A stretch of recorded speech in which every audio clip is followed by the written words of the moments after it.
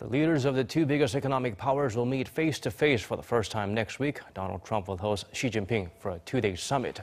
Kwon Jang-ho takes a closer look at what we can expect from that gathering.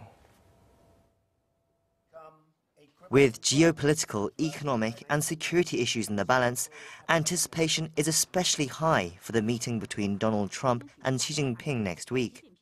Topics likely on the table range from trade to the South China Sea security dispute and North Korea.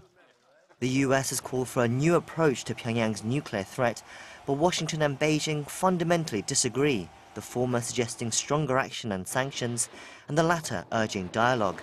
But still, there's some hope for a compromise. China also agrees that there should be some measures of sanctions by UN Security Council, but at the same time, China thinks there should be attempts to open a dialogue. But if some fruitful result comes out of the sanctions by way of Chinese extra efforts, maybe Trump would be possibly agree upon a dialogue. That outcome could depend on other discussions. Some observers say Washington and Beijing could make progress on North Korea by compromising on trade or the South China Sea dispute. If North Korea is on par or if less important than these other issues, then yes, North Korean issues, you might see certain compromises there. But I'm not at all certain that the North Korean security issue is really that low on the agenda. It's quite high, if not as important as the South China Sea maritime security issue, as well as the trade issue.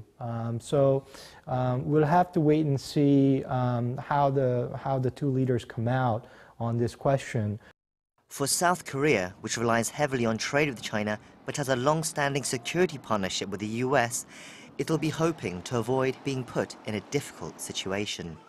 Well, increasing tensions between China and the United States would mean that South Korea may have to be in a position to choose between these two great powers and the regional rivalry that they're having.